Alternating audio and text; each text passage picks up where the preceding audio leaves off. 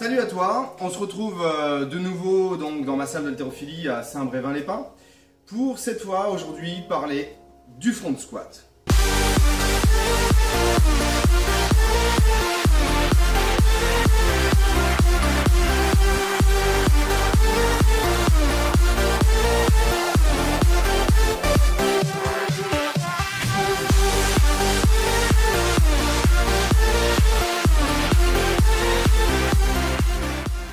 Alors, le front squat, c'est quoi? Alors déjà, le front squat, ça veut dire squat avant. Donc, c'est-à-dire du squat traditionnel, hein, même position, même matériel. Sauf qu'au lieu d'avoir la barre sur la nuque, on a la barre devant le cou. Le front squat ou, en français, la flexion d'épaulé. Parce qu'on a la barre en position d'épaulé. À quoi ça sert? Alors, ce qu'il faut savoir, c'est que on a toujours dit que travailler le squat nuque, focaliser le travail essentiellement sur les ischio-fessiers. Et donc du coup on faisait du front squat pour solliciter énormément les quadriceps. Malheureusement, il a été prouvé récemment que en charge libre, qu'on s'entende bien, et non pas en barre guidée, en charge libre, la sollicitation des muscles quadriceps et des muscles ischio-fessiers est identique en front squat qu'en squat nuque. Alors là, tu vas me dire, dans ces cas-là, pourquoi faire du front squat? Parce que quand tu fais du front squat, pour ceux qui l'ont fait, on le sait tous, c'est une position désagréable, on a une moins bonne tenue de barre, on prend moins lourd, et donc du coup, on a l'impression de moins travailler. Alors en fait, le front squat existe essentiellement pour des activités physiques telles que l'haltérophilie, pour la bonne et simple raison, c'est que lorsque l'on fait du front squat plutôt que du squat nuque, on va solliciter tous les muscles stabilisateurs de cette position. Pourquoi s'intéresser à ça? C'est qu'en fait, on est des haltérophiles, on fait de l'haltérophilie. Donc, faire du muscle juste pour faire du muscle, ça n'a pas réellement d'intérêt pour nous. Nous, l'intérêt vraiment en haltérophilie, c'est de faire du muscle, mais de le travailler dans une position rappelant les exercices d'haltérophilie pour que le cerveau s'habitue.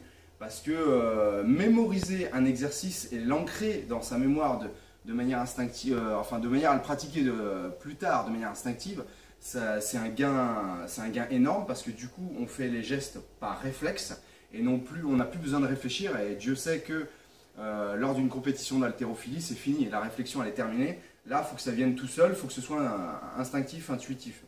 Donc déjà pour ça, ça permet également de travailler les muscles stabilisateurs de cette position. C'est-à-dire que lorsque vous êtes en squat nuque, que vous descendez donc en squat nuque, et lorsque vous êtes en front squat et que vous descendez en front squat, ça peut paraître bénin, mais vous ne travaillez pas les muscles stabilisateurs de la même façon. Les contraintes effectuées sur les muscles concernés est vraiment différente. Et donc du coup, nous, dans la mesure où lorsqu'on fait les exercices d'épaulé jeté, alors je t'invite, si tu ne connais pas exactement ce que c'est que l'épaulé jeté et l'arraché, à regarder ma vidéo sur le sujet. Donc pour l'épaulé jeté, parce que le front squat sert pour cet exercice, qu'est-ce qu'on fait? On est en position de départ, on épaule la barre. Souvent pour épauler la barre lorsqu'elle est très lourde, on va la chercher en dessous. Donc on se retrouve en position de front squat.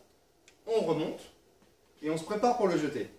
Donc tout l'intérêt du front squat, c'est justement de focaliser sur cette position de flexion d'épaulé pour solliciter à la fois les muscles, les tendons et les muscles stabilisateurs dans cette position bien précise.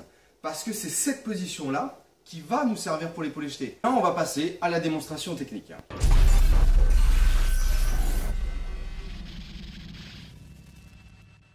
Alors, pour la démonstration technique, j'en vois beaucoup venir, oui, pourquoi tu prends une barre vide, machin. On est là pour faire du technique, alors bien sûr, attention, toujours bien s'échauffer, même pour du léger, même pour de la démo, on s'échauffe. Là, je me suis échauffé tout à l'heure, les articulations, les jambes, les muscles, petit étirement, vraiment c'est la base, même pour du léger. Et pourquoi? Parce que si j'avais le disque, déjà on verrait mal ma position de bras, et puis on est là pour faire de la démo technique, non pas faire de la performance. Donc, la position des mains. Eh ben, c'est la même position que la position d'épaulé, puisque à la base, c'est de la flexion d'épaulé. Donc, position de main, position d'épaulé. Désolé, ça couine un peu. On épaule la barre. Je m'excuse, je vais être obligé de faire quelques cuts parce que juste au-dessus de la caméra, il y a un système de chauffage que je ne contrôle absolument pas. Et quand il se met en route, ça fait un bordel monstre. Allez, on y retourne. Alors, pour la position donc de la barre, on la repose dans la mesure du possible sur les deltoïdes. Alors si tu n'as pas les deltoïdes relativement, suffisamment développés pour la poser dessus, eh ben, je t'invite à travailler les deltoïdes parce que dans cette discipline, ça sert beaucoup. Donc on coince la barre sur les deltoïdes, en appui sur le cou, c'est pas super agréable, d'où l'intérêt de travailler cette position vraiment régulièrement parce que voilà, c'est de l'épauler, donc il faut s'y habituer. Donc on tient bien la barre, on remonte les coudes le plus possible. Bon, après la souplesse des poignets va se faire au fur et à mesure, hein, avec le temps, l'habitude. Et puis bon, rien ne t'empêche de travailler la souplesse de tes poignets.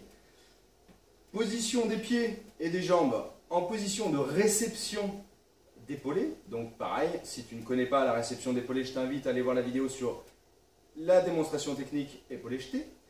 Enfin arraché épaulé jeté parce que j'ai fait les deux techniques sur la même vidéo, c'est plus simple. Donc position des pieds en position de réception, le dos bien droit, le corps, le buste, tout bien gainé. Et tu descends, tu descends. Alors ce qu'il faut faire attention, c'est que en haltérophilie, lorsque tu épaules la barre, si tes genoux rentrent en contact avec tes coudes, c'est ajourné, c'est disqualifié. La barre n'est pas validée, tu n'as pas le droit, c'est interdit. Donc, on descend bien, hop, le dos bien droit, et on remonte. Ça, c'est un front squat. Donc, contrôle de la charge, on contrôle bien. Si jamais tu remontes en faisant ça, en remontant les fesses d'abord et le dos, déjà c'est que tu as trop lourd, tu ne maîtrises pas la position.